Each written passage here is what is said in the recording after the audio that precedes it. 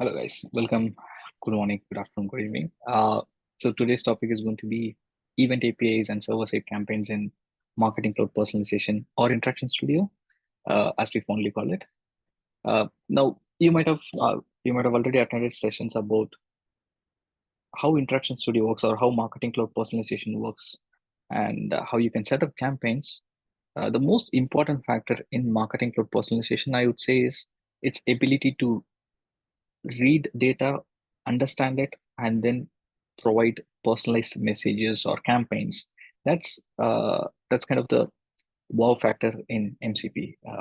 One of the one of the key metric is it takes less than 30 milliseconds for an event to kind of come into Interaction Studio or MCP and then gets kind of added to the system, run through all its machine learning engines, and then written back a message, a response that says, hey, you can show this offer to the customers, or you can recommend these products. All this happens under 30 milliseconds, which is, to me, it's the most amazing thing with MCP. Now, we all know about, we have had multiple speakers explain about how MCP works, how different campaign setups in MCP works. Specifically during the last session, Tim explained about web campaigns. In continuation to that, I want to today explain about server-side campaign. But before touching on server-side campaign, I want to speak a little bit about what Event API is in Interaction Studio. So that's what we are going to do. And quickly about me, my name is Kanagarajan. I work with Cloud Kettle as an SFMC consultant. It's a Nova Scotia-based company, and I'm a marketing champion in the class of 2023. So agenda, as I mentioned, it's going to be quickly about event APIs, because event API is sort of a precursor to understand how server-side campaign is going to work. And then we'll speak about server-side template campaigns, and then a quick demo on each of those items. Event APIs. So generally, what is an event? Event is nothing but any action that a user does, or a behavior of an user in one of your product channel. Now, there can be multiple channels. You can have channels like your website, which is primary channel because it's a digital medium and everyone uses website to interact with your brand or with your product. You can have a mobile app, or you can have so website and mobile app. These are the two most common channels that we know of. But then, what are the other channels that you have? You have channels like uh, your actual point of sale device, or your store is also a way means for customer to interact with your product, right? To understand your brand. No, that's also one. And you have what do you have here? Point of sale device where you can show offers. That also becomes one. So there are any actions, or uh, any actions that you do in any of the channels can be should be transported to Interaction Studio as an event. Now, some of the sample events are like page views, you purchase a product, or you read an article, or you submit a lead form. So all these are events that are related to a customer. Now, in the last session, or in one of the previous session, Sandesh basically explained about site mapping, where if you notice, sitemap is nothing but it's a JavaScript file that kind of sits in your website and monitors for page views, clicks, and kind of understands that there's a content zone that you can personalize. Now, the sitemap is nothing but SDK. It uses Salesforce Marketing Clouds, or sorry, not Marketing Cloud. It uses MCP's SDK to capture the events and personalize the website. Now, all these events that are processed by your sitemap also under the hood uses Events API, which is basically an unauthenticated Events API. Now, what does this Event API kind of looks like? So I've told you this is an API that works based out of REST JSON protocol. Now, when it comes to JSON, it has to be a JSON object. And how does this object looks like? It basically has three main components. One, the first component is to understand the user. So the user or account component.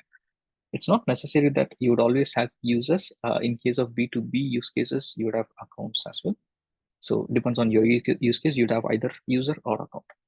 Now, when you have so you have three different components in your API, events API, that kind of, or the data that gets into in MCP. So the first component is user, which is an identifier that helps identify who the user is. It can be a known user or an unknown user, complete anonymous person. If it is a known user, then you would pass one of the identity attributes, like email address or their customer ID, SFMC key, or any other identity attributes that you have set up in the system. Or if it is an unknown user, you are going to have anonymous ID as identifier. I mean, you don't have to worry about setting an anonymous ID. The SDK mostly does it. Now, the second is source.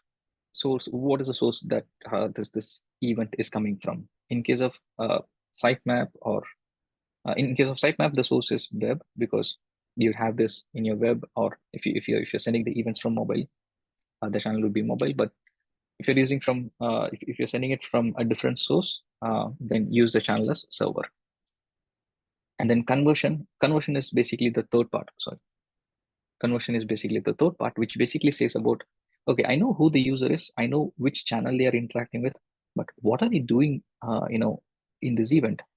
So they are doing something. So what is that action? So that action or conversion is your third part of the request. So are they trying to check the balance, or are they trying to make a purchase? Or that can be any use case, right? Are they trying to view a product or submit lead form? So all of these are becomes interaction. Now again, interaction with this particular key of interaction and then a name value is part of Salesforce Interactions SDK library. There are two different versions of SDK library. One is the Evergage SDK, and then the recent one is Salesforce Interaction SDK. The suggestion is, any new implementation that you are going with, please use Salesforce Interactions SDK. Now, you may ask, what is the difference between these two? Evergage SDK, it's the older version of it, versus Salesforce Interaction SDK, has a pretty good compatibility with CDP. So any of the data that you have in your MCP instance, or that gets generated and that gets processed, if it uses Salesforce Interactions SDK, the data format is different and it will work really good with your CDP instance. Later when you try to connect your MCP with CDP. So suggestion, go for Salesforce Interactions SDK when it comes to building your sitemap. Now, we know a bit about Events API, which is good. Now, okay, we got a JSON payload and everything. The question is, when do I want to use this? You can write sitemap for channels that are that has SDKs. For example, MCP has SDK for website or for your mobile. Good, you can integrate them. But then when you don't have the provided SDK, but you can't provide MCP's SDK right now, that's where you would use Event API, which basically is when an event happens in one of your server, which is not monitored, which is not controlled by MCP's sitemap, then what you do is you write the code in the server that says, okay, if this event happens, then post a request to this particular endpoint that this event so and so has happened. Now that's something that you have to ask the channel team. No, that channel team can be anything. It can be a different website or different server, or it can be your point of sale device. I mean, for this kind of purpose of this demo, I've taken point of sale devices kind of an example, right?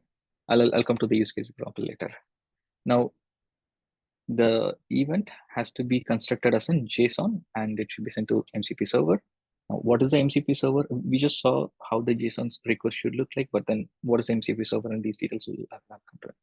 Some of the channels that you can use, and these are suggested by Salesforce in their examples, are Salesforce Sales or Service Cloud, server-side web campaigns, and then call center applications and point of sale devices. I'm taking point of sale, but call center application is also a pretty good use case, right? Yeah. Now, what happens to Event API? Now, this is not specific to just Event API, but any event that comes to Interaction Studio. This is taken off from Salesforce's documents, and it's a really interesting way to quickly go through it, right? any event that happens that are generated from your website, mobile or server side or email gets to when it gets to marketing cloud personalization, it goes through a whole bunch of processes, really heavy processes, but then it all happens under 30 milliseconds, which starting from identity resolution, and then it kind of understands who the person is, updates the profile of the person.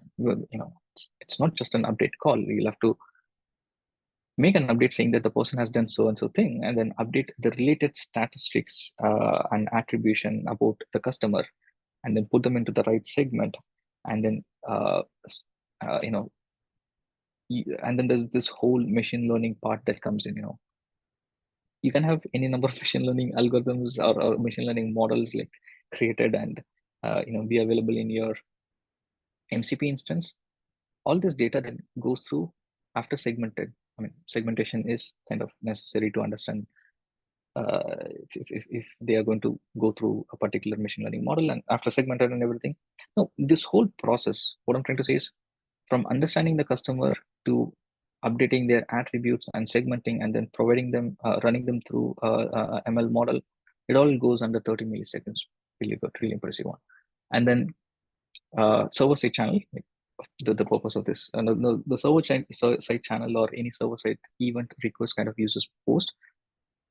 You can, there's an easy way to understand this, right? So any event API uses, it can use get request and post request. And when it comes to unauthenticated or untrusted requests that happens through Web SDK or through mobile, it would basically use get with payload and encoded in base64 format, versus when you try to send through server side, you want to secure your payload, secure your request and everything. So you use trusted event and use a post request.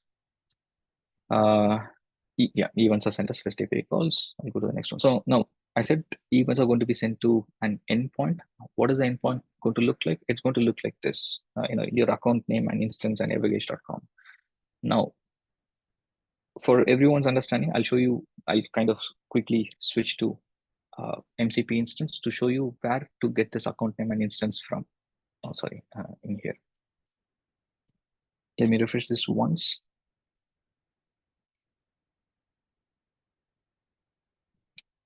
Okay, because after 5-10 minutes of inactivity, typically it times out. Now, I'm in my data set. If I go to gears, now this will open up in URL. Now, there are a few components in the URL. The first component is this section, which is partner cloud ca.us-4. This is your account name, and then dataset / whatever you have, that becomes your dataset name. Now you get your dataset is here. Account name and instance. Account name is partner cloud CA, and then instance is US-4. And then the second part is dataset, which comes from dataset /. So to form this complete endpoint, you basically take HTTPS account name instance evergage.com /API to auth event, and then your dataset. Now, since this is an authenticated request, you have to use an authentication mechanism before any of your security team goes wild. The authentication mechanism is basic auth. You might have a bit of kind of trouble explaining your security team as to why what or any of those additional or advanced authentication mechanism is not applicable, not available. But yeah, so what MCP uses is basic base64 encoded API token. This is going to be a combination of your client ID and client secret. I'm going to show this in the demo as to how to create this API token and how you can use this. And a sample request, as we saw earlier, it kind of looks like this. Now, the reason why I have this screenshot is I wanted to show you like what each one of this means. When I say channel, it basically it's kind of a filterable element in when you create a web campaign or a segment. You can basically say that, hey, find out all the events that has channel a server and whose interaction or action is balance check, whatever action that you've provided. So you can use any of these information that you're passing in events to create segments. And of course, to oversimplify it, a segment is very similar to your filtered data extension in Marketing Cloud. It's kind of an oversimplification. Don't quote me on this anywhere. So next is payload. Now you might ask, okay, I have this payload, but then how do I know more about payload? Is this the only structure? No, there is a complete interface diagram about the payload. You can create payload for different objects and uh, for different events, through by following this document.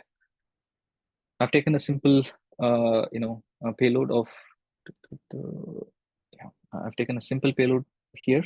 Yeah, payload must have like three different items, as I mentioned earlier. A source, which is to identify the channel and the page type and URL information. I've basically given only channel, but then you can also add other items. And then user, which would have your attribute. You can also update. I mean, user is basically an object, right?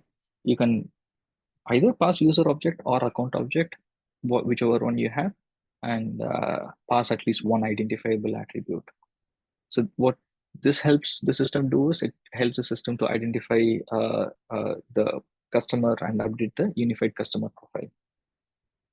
Now, action or interaction basically informs what action is being done, and what object it has to update. For example, if you have a purchase action, you have to specify the purchase information or transaction information in a specific format, and the format is like pretty easier to kind of understand from here. For example, you have line item, yeah.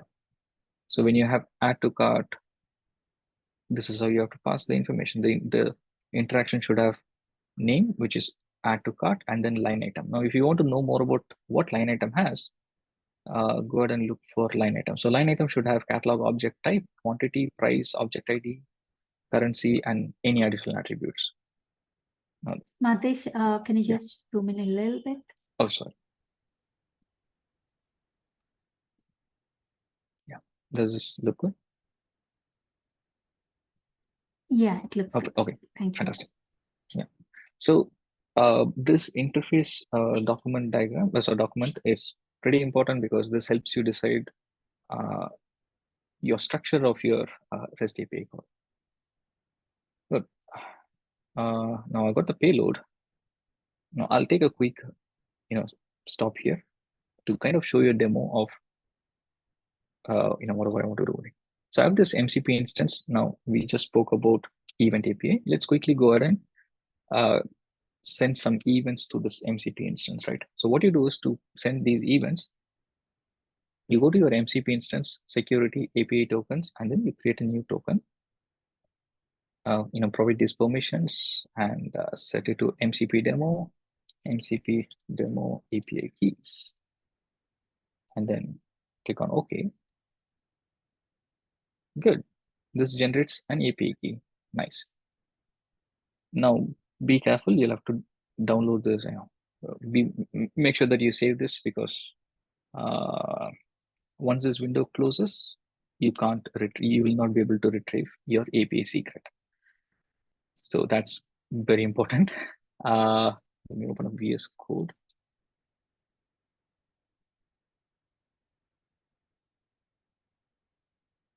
Okay, so this is my API key and secret. See, I've got hide copied at the end. Sorry about that. Now, what do we do with this?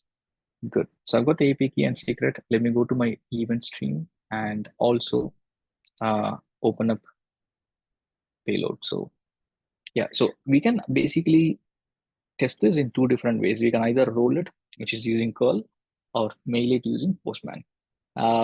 Before I kind of show you curl, I'm going to show this everything with Postman. Now let's open up Postman. Oh, I've got Postman here. Let's create a new event and a new request. Let's make this as a post request. Now it's going to be my endpoint. So this is going to be my host. And yeah, I already have it. So API 2, auth event, and MCP demo. So this is my first one. Authorization in post, when you try to set this, go ahead and set this as basic auth, and then enter your username. Username is your API key, which is here. And then password is this one, which is your client ID and client secret. Good. Now let's try to send it. I don't have a body setup here yet. Unsupported media type. Oh, that's a very good point. I have to set either JSON or this one header. So content type. Let's try to send this. Good. So I mean, it's basically accepting the request, but there's nothing in the request, so there's nothing to process right now. Let's take a request. For example, the request that we used earlier is, what is it? So this is for like quick one, balance check JSON. Good. Now let's save this, send, and let's come back to event stream.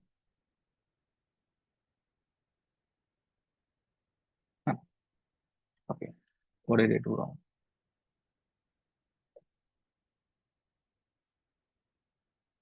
Okay, I knew something like this is going to happen, so I kind of have a backup. I'll go ahead and run with the backup. Anyways, now when you run this balance check, yeah, you got a response, right? Now let's check it in here. You would have the balance check event populated in your event stream.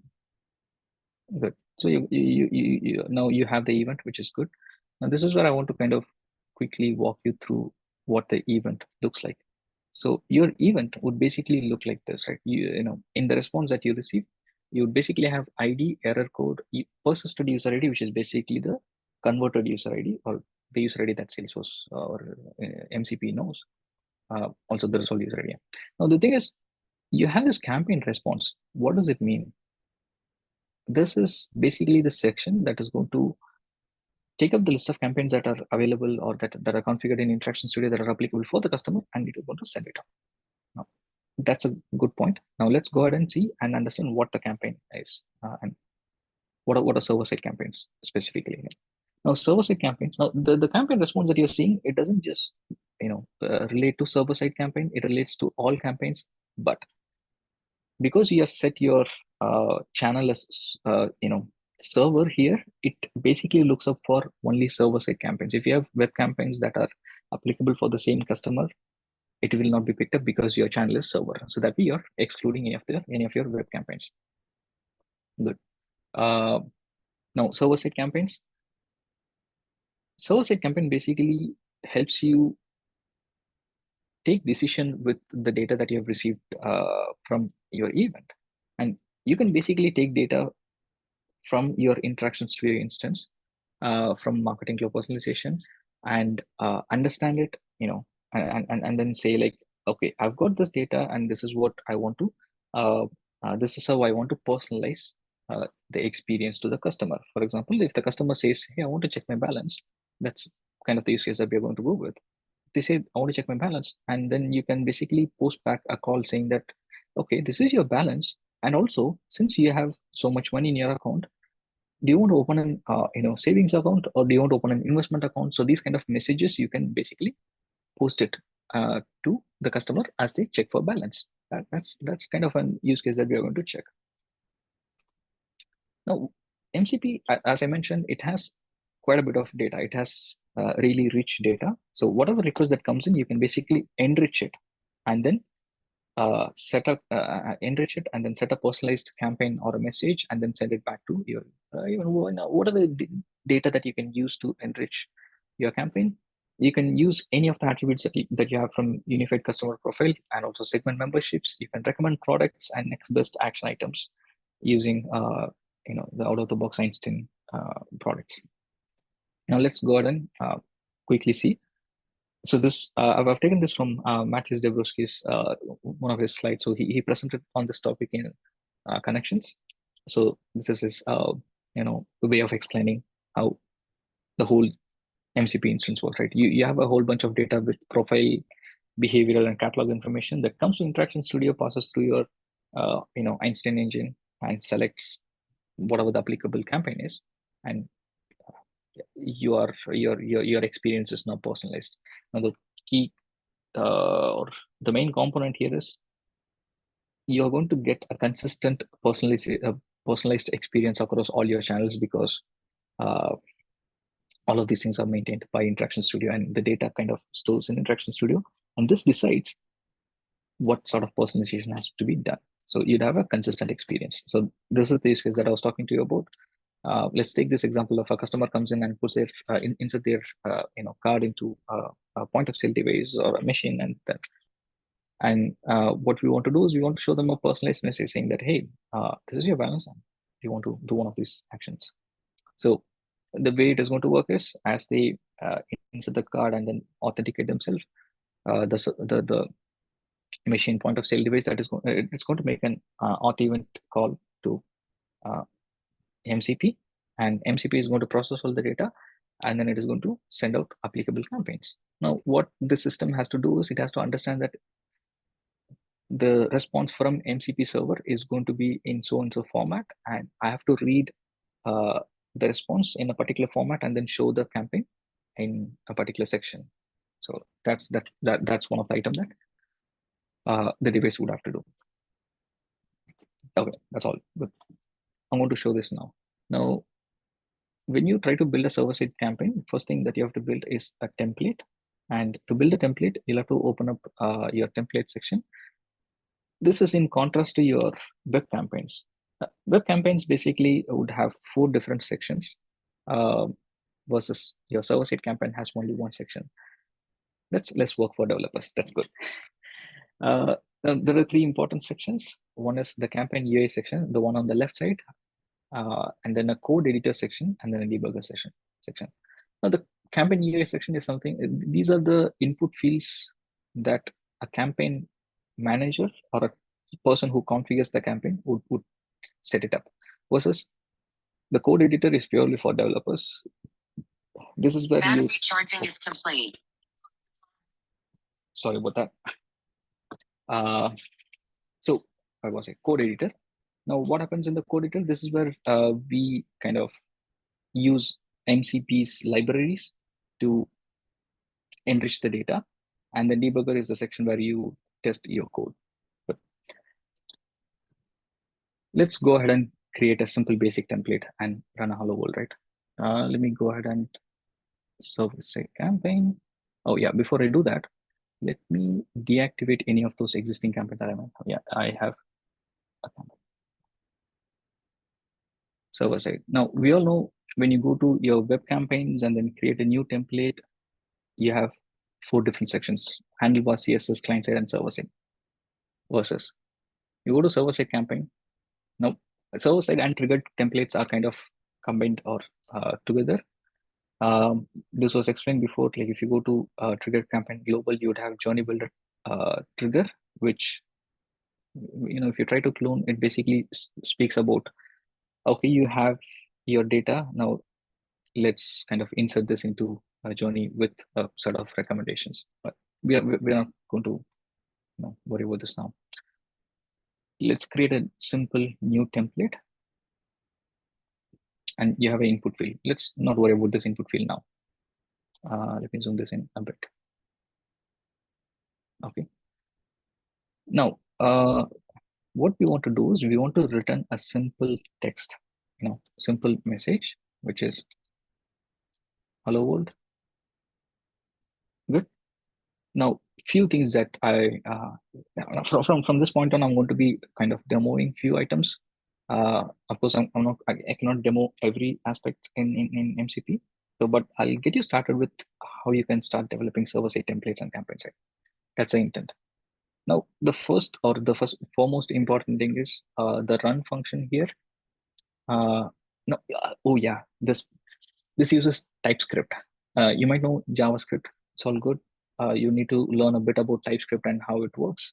The server side or MCP basically uses TypeScript for any of the server side coding. The first thing is run. Now, this run function is something that gets executed when the campaign or the template associated to the campaign is invoked, and run basically takes one input, which is your context. Now, if you want to know more about what context has, all you have to do is type context and then click on dot.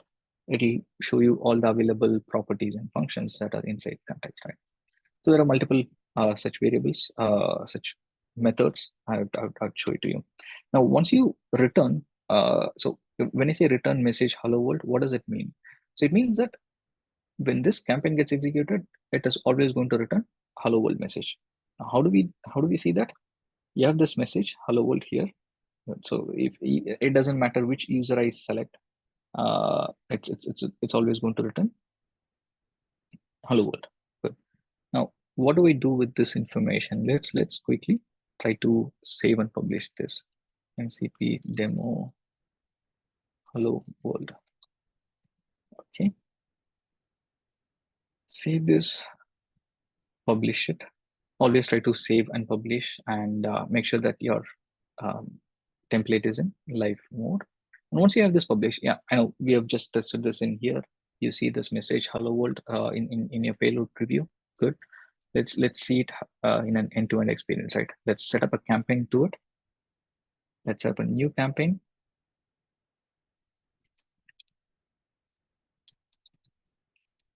MCP demo campaign. As you see, when you create a server-side campaign, by default, the campaign targeting becomes a channel-less server. And of course, you can go ahead and add additional rules at the whole campaign targeting level, or you can add additional rules at the template level. Yeah. So, for example, what you do in the experiences, you just create. What you do is you click add template, and then you select the template. Now, this section, as you see, it's empty purely because we did not, we did not create any attributes that are, we did not create any configurable attributes yet. So if these are created, if these attributes are available, they will be available in this section, which a campaign manager would do. Now, so far, whatever we have done here in this editor should be done by kind of a campaign developer versus whatever we are doing with server-side campaign, that would be typically done by a campaign manager. For our example, we'll set this experience as 100%, and also you can set different rules for your for different experiences. We're not going with any of the rules. We'll just go ahead and set it to 100%, right? And then let's save this and let's publish the campaign. Now, let's go ahead and make this request. So now in this request, if you see, campaign responses basically has all this information, but then in payload, it has the message hello world, which is exactly what we have set. Good. What does this mean? Any application, server application that is trying to send this event to MCP and get the related campaign would have to look for campaign responses and see if there are any elements in this array. And if it contains, then look into the payload to get uh,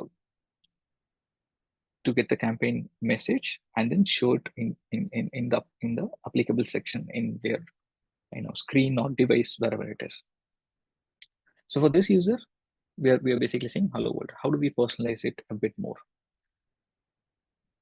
That's a good question. Now, how do we personalize it? Yeah, so we have this hello world, which I just showed you. Yeah, there are a few things like interfaces, campaign template context, and campaign component context. It basically gives a set of functions and so a set of methods and attributes that are related to campaign. Now we have this. Okay, so we did set up our server campaign, and then the rules, and then we sent this with Postman to receive a response with hello world. We received a response with hello world, which I showed you now. Now let's go ahead and add a customer's balance, right? For example, let's ensure we have an attribute called balance. We do have, and let's make sure that the balance value is available for the customer that we are trying to look. Yeah, the balance is available 100.51, which is good. Now to get this balance information, what do we do? So we use the context and get user's attribute to get the balance value as we see here. Let's try to do it. Now I want to get the balance. That's my intent. Let's go ahead and say let balance equal to context. Now, when I say question mark dot it basically tries to check if the subsequent value is available. If it is not available, it will not throw error. It basically return null. It's one of PS6 function. It's good to use. You don't have to worry about handling errors. I mean, you do have to handle error, but then it's a bit of a safer method. Context, and then we check if user is available. From user, I mean, from user, you have a whole bunch of items. You can see what is in their current cart. That's a pretty good information, right? You can see if they are anonymous or not, or if you can get their order history, segment membership, server side campaigns or templates, not just server side, even the web campaign one. It has a lot of functions and libraries. Uh, there is an interface type doc from where you can look up the information, and also you can get information, by kind of typing the function and then clicking on dot. So yeah, from here, what we do is we take attributes. From the attributes, yeah, you would see balance. I have balance as string. Now, you, when I first learned about this, I was like, why do I have to pass it as string? It's one of TypeScript's syntax. The way JavaScript works is you just declare it. You don't have to specify what the data type is, but TypeScript is more like you have to specify your data type. And that's where learning a bit about TypeScript before getting into your server-side coding is good. And now let's pass the balance information. Balance, good. Now, before we publish this, let's go ahead and quickly test this. To test it, what we do is we take the user ID of the user that we want to test, select it, good. Now see, we get the balance information with value. Oh yeah, see, the balance basically comes back with a dot value. So what we'll do is we'll take the value separately, and then we would try to pass. Now, you see, the actual balance value comes up. Instead, if you don't take the value, balance is an object, so it kind of brings back its value and other metadata information also, which we do not want.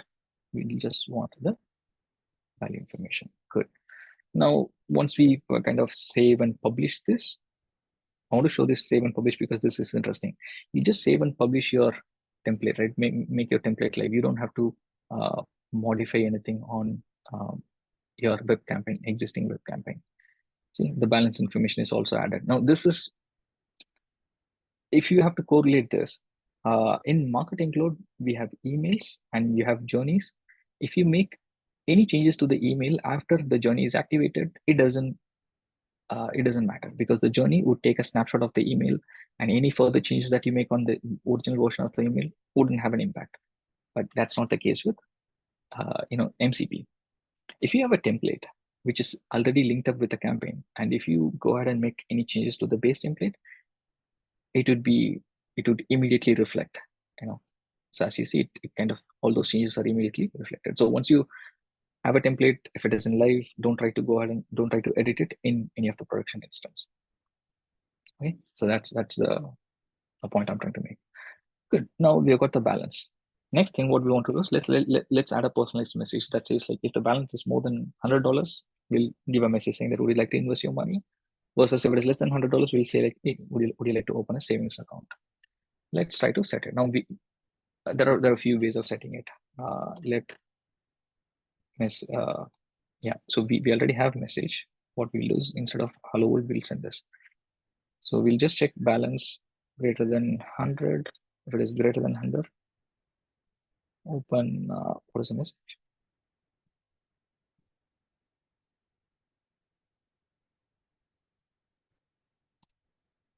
Versus if it is less than 100, then we'll say save it.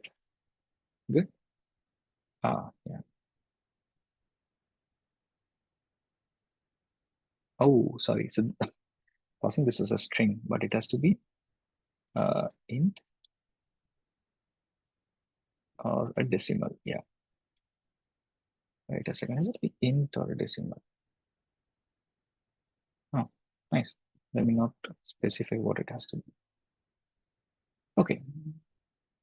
Good. Now I have this message. Let's pass this message instead of hello world. I'll save it.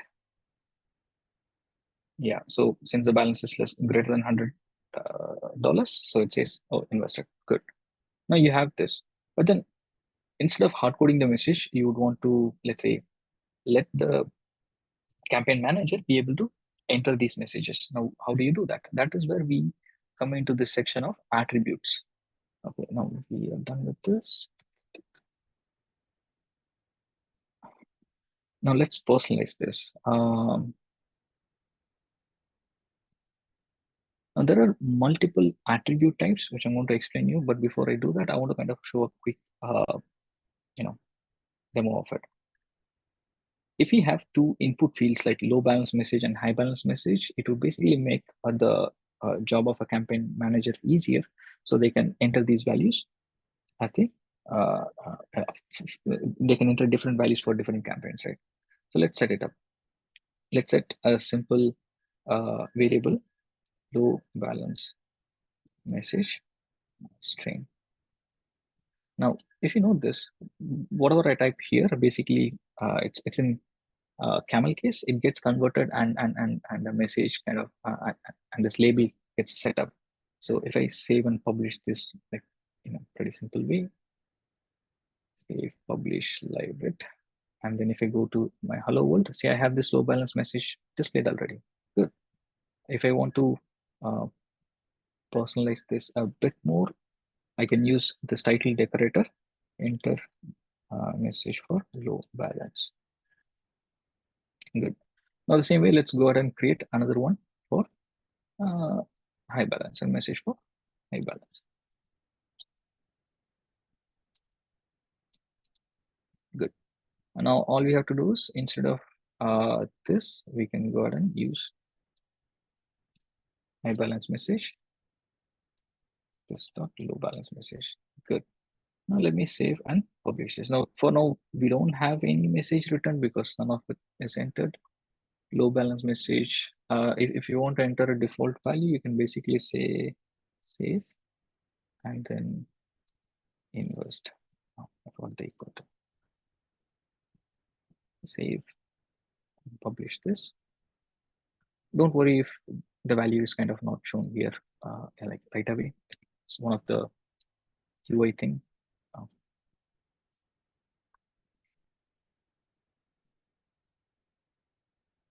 Yeah, so it's once you refresh, you'll get the value here. Okay, it's all published right now. If I go ahead and recheck the template, you have to save it and invest it. Since I change the value here, it gets overwritten with the value that are set up in the campaign. So yeah, what does it say? The message is invested. Of course, it kind of brings back all the additional variables that you have set it up. That's fine. Okay, now we have this. Now this is where this is how you're going to help your campaign manager, right? You build a template, and within the template, there may be sections which can be personalized. And those are the sections that a campaign manager would personalize. And you do not want the campaign manager to enter into server-side code into the code editor and enter all those values. So you get all those configurable values through input fields. Now, what are the types of these input? What are the types of input fields that are available? I want to quickly run this through, right? Um, I have a document here, Salesforce document that explains all these types. But let me explain this. So you have types like Boolean, string, number, color, and date and time. I've given an example of each of those things and a quick demo of how it looks in your template. So when it is Boolean, it would basically display a single checkbox, string, text box, and then number, a field where you can enter only number, color. It would basically have your hex code of the color, also RGBA value of the color, as you see in the right bottom. You'd have hex and RGBA, and then the date and time basically would have a daytime field. Now there's also complex properties, which is basically a group of all other properties that that you've previously seen. For example, you can create a class of an you can create a class and then create an object of the class to get this complex property. this is where like your object-oriented programming concept kind of comes in. Here I have this offer message text validity period, which combines together to form. And what makes it easier is if you want to kind of duplicate it multiple times, it becomes much more easier. And arrays, that's another interesting fact, right? So we saw the complex objects, and you can actually group them together to form an array of objects. When it comes to array of object, the UI basically allows you to select more objects. Let me show you this as a demo, right? Export class offer details. Now, okay, message is string, validity is date time. Is it string or is it, yeah, date time? Yeah, date time. Now, if I have to use this, all I have to say is offer details, and then offer details. Yeah, let's try now.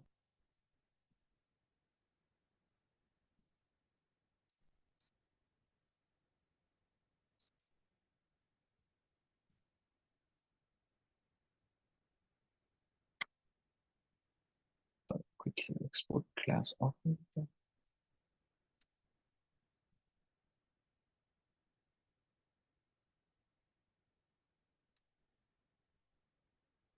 Okay, where am I? Sorry, yeah, okay. Yeah, okay, sorry. So this basically, this basically brings up these two sections, right? These two additional fields, which is good. Now, if you want to make this as an array, all you have to do is make this as an array, and then you can go ahead and add multiple sections of it. So this is an interesting way of doing it. That's on complex object, right? Also, when it complex object arrays, and you can have single and multiple selects. Like it's going to be the format is you pass options, you use options decorator and pass the list of values. Either you can hard code it or you can pass it through pass it programmatically, and let the user select either single or multiple values. And this gets pretty interesting. There are internal contents in Interaction Studio which can also be used, in the lookup. For example, you might have content zone. If you want to look up for a set of content zone, then you can use the decorator called lookup options, and then say get the content zone, look up for content zone, or set this type as content zone, lookup. So what it does is it goes through your sitemap and pulls all your content zone that you have declared. From experience and from the documentation, the point to notice, when you create sitemap, don't try to edit it from here. So when you create sitemap, if you try to edit something from here, then the content zones may not be captured, which is written straight here, right? Updates to page type or content zone must be performed through sitemap editor, which is through your Chrome extension. If you don't do that, the content zones may not be detected by your code. So that becomes a problem. And then you also have search operations, which you can, when there are a few libraries. For example, city search is provided in an example. You can use that to search for city values. And what is the other thing?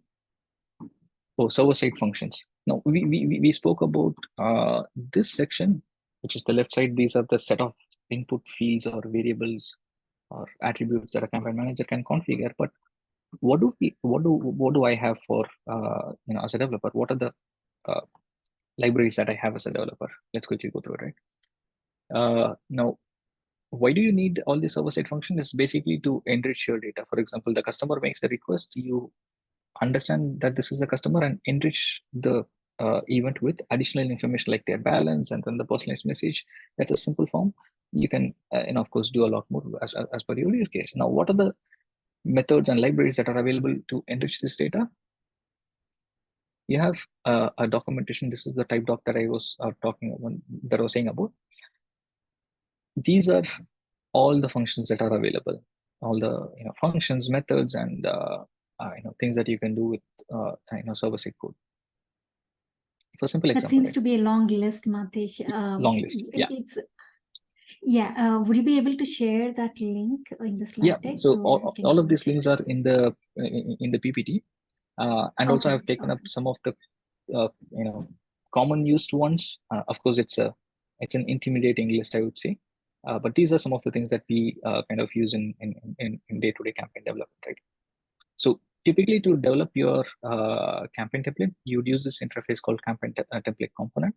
And to get the context of the user or the product catalog, so these are the context objects that you'd use. You have gear lifecycle context, and you also have campaign component context. So campaign component context basically provides your catalog, smart trend, service, recommendation, and decision services, versus gear lifecycle provides catalog, config, and geography services. These are the modules that we would use. For example, common module, from common module, we would use item reference and content zone lookup, the content zone lookup that I showed you earlier. So that uses, that kind of comes from common module. Now, how do we import these modules? Uh, that's a good point. Let me show you the module import. So what you do is so this is how you basically import a module. So there is this common that comes from your in-memories node modules type common index. I tried looking it up. I couldn't find it in the in-memory one, but then yeah.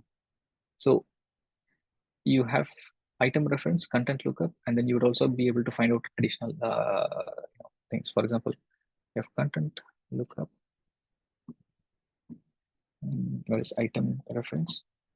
Ah,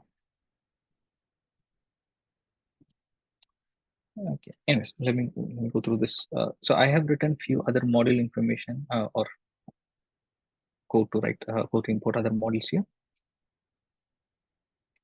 Yeah, common module has item reference and content lookup, and recommendations module basically gets you your so this has a method called recommend.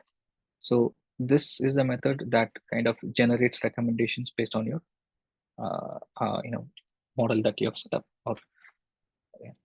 Now, the input that you have to pass to your recommendation model is recommendation config, which is nothing but a specification that says that, hey, to generate recommendation, use this particular model, and the context basically comes from your campaign context.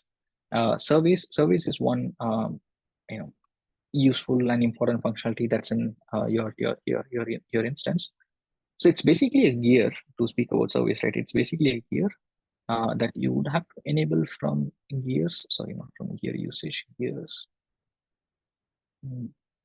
Yeah, surveys. And once you have this gear, you can go ahead and create surveys in your instance. It uses survey.js, so you might want to learn a bit more about survey.js. And once you configure these surveys, you can basically use these survey details in your server side or web campaign. Uh, yeah, web campaign. And to use them, what you have to do is you have to use this module, survey module, and you can get the survey reference or survey reference lookup.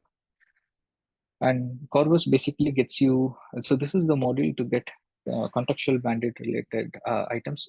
Contextual bandit in itself is a separate topic altogether. But the method that the way you have recommend function, Corvus has decide function. Okay. So these are some of the commonly used functions. Like if you want to get the segments in your server side script, what you can do is you can use context service config and find segment and specify users. So this would basically get the segments.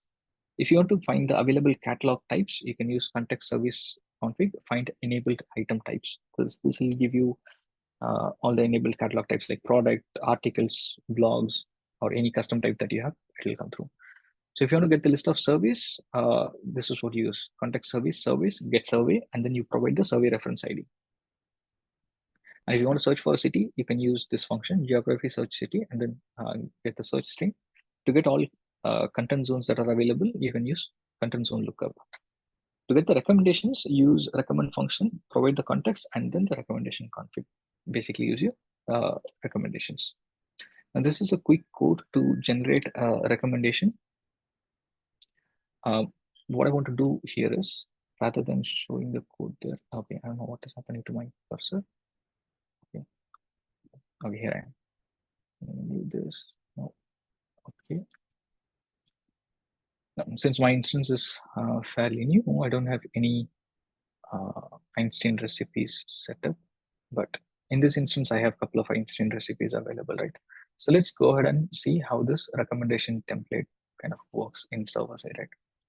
So what it does is we import the recommend function and recommend config, and then set the recommend item type as product. In case of a recommend config, so these are the,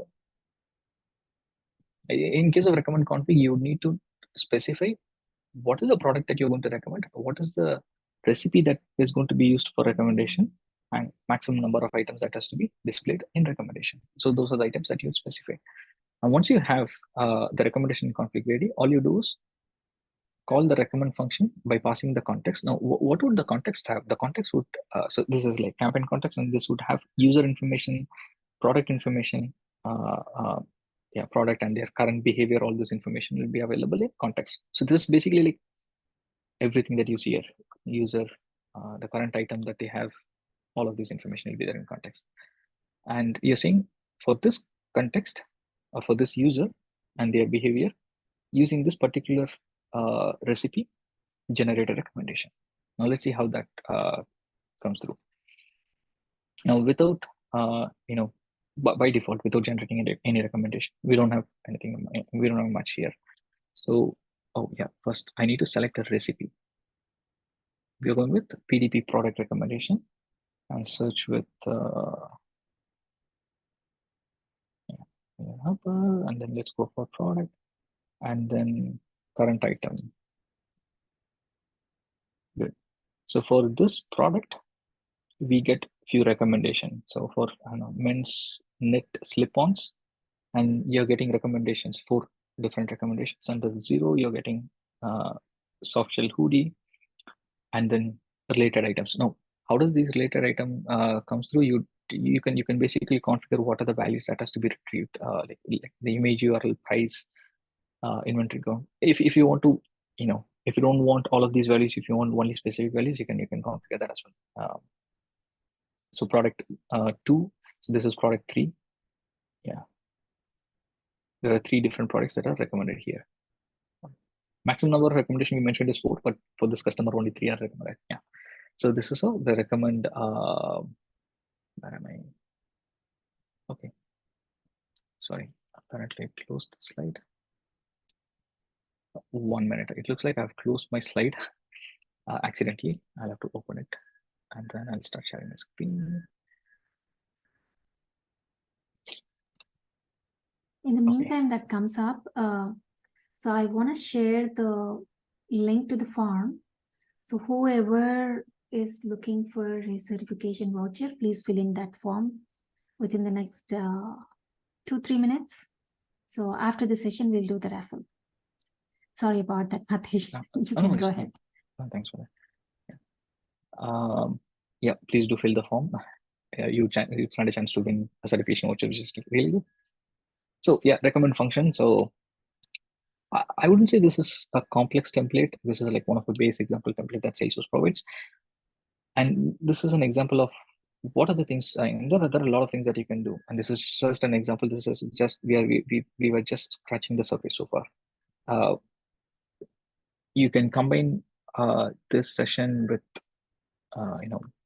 you can go through this document.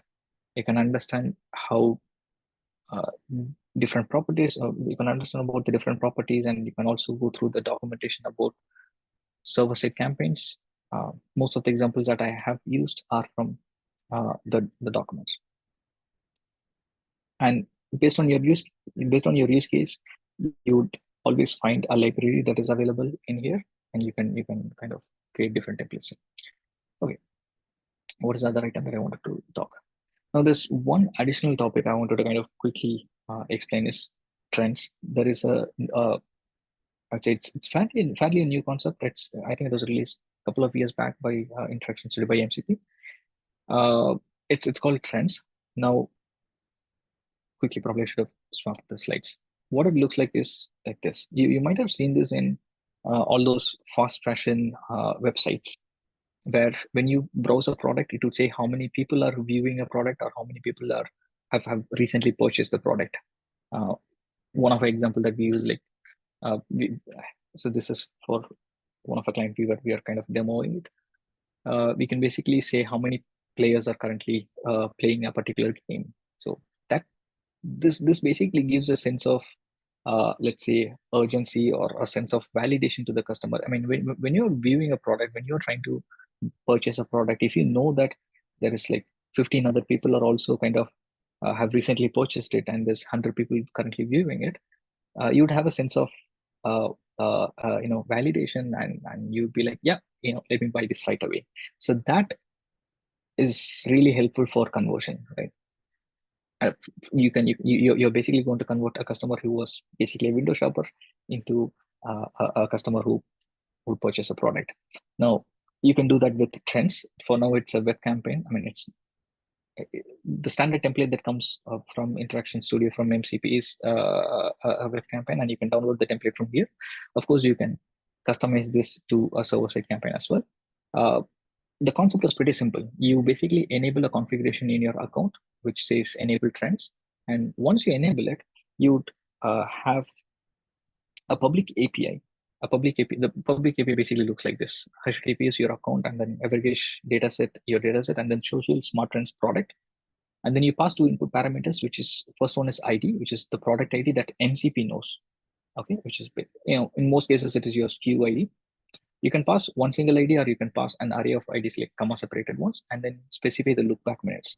So is it like, do you want to know how many people have viewed the products in the last 120 minutes or in the last, one day? Specify the look back minutes. It can go up to 48 hours for 2 days. And the data that gets returned is, it would return how many people have purchased the product and how many people have viewed. So these two information would come through. And once you have it, you can personalize it in your own way. I'll quickly show you the documentation for it as well, to kind of walk you through the code. So it's like, yeah, here here is a URL, and this ID value is pretty important because this changes for every implementation or every customer. So this basically would so this is, if you're in a PDP page, you would have different ways of identifying the product ID in PDP page. Use the same approach to identify your ID here. It can be from your data layer, or it can be from your DOM element. So change it. And I think most other items kind of remain same. Just change this ID value, and then you should be good. What it does is, when the template is loaded, it basically makes a call to the Trends API, gets a response, and then forms forms an HTML element that says how many people have purchased it and how many people have viewed it. So the purchase text and view text basically comes from your campaign manager. The campaign manager will be able to set those values. So yeah, let me see if I have that. No, I don't think I have that. No, wait, do I have the template? Yeah, here is. Here it is. Okay. So this basically has like two input variables, right? Purchase text and visitor text basically happens. It will basically say X number of people have recently purchased, or 10 visitors currently viewing. So this will come through. So that's about trends, and I've provided important links here, which has some sample. Oh yeah, do follow Christopher Long's GitHub page. He has some really wonderful code snippets for MCP. Okay, so a quick summary of what we kind of discussed in the last 1 hour. First is Event API basically allows events to be sent through SDK or trusted channel, and your response that you receive from your Event API would contain the campaign information, and the main purpose of you using server-side campaign is you want to provide a unified experience, or a similar experience across all your channel, like be it online, offline. You want to provide unified experience, use server-side campaign.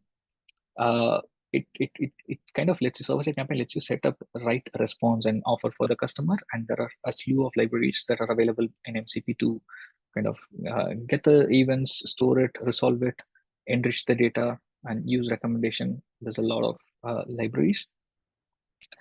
Refer the type doc or developer doc, and if you want to know more about what functions that are available, type the function name, click on dot, it'll show the list of available functions, methods, attributes, and then you can go ahead and use them.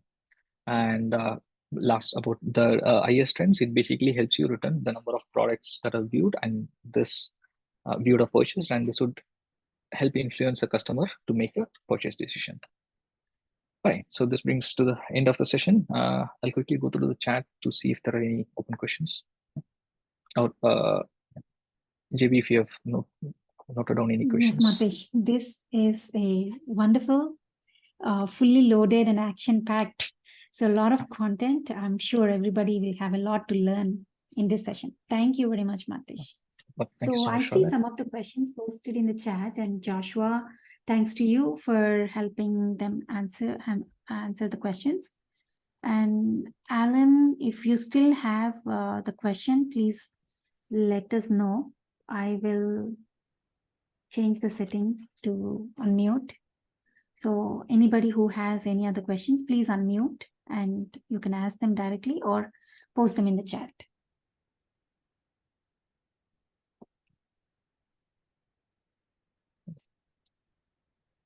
Can we so Madhu had this question of, can we use Event API with Salesforce Experience Cloud customer or partner site as well?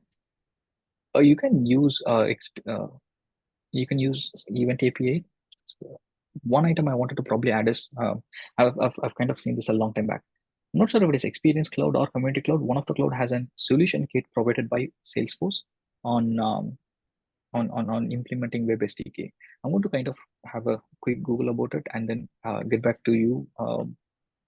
So what I would do is, JB, I would send you the details about the solution kit that Salesforce provides, so you can kind of pass it along in a Sure, response. Matesh. That would be Thanks helpful. Thank you. So I think those are all the questions that we have for today. Thank you very much, Matesh. So this is so wonderful. And thanks everyone for joining us today. And just one important note, the next session is going to be at 10 a.m. instead of 12 p.m. Make a note of that, and I will also make sure to send the reminder. Thanks, everyone. And we can move on to the voucher raffle. And Matesh, if you want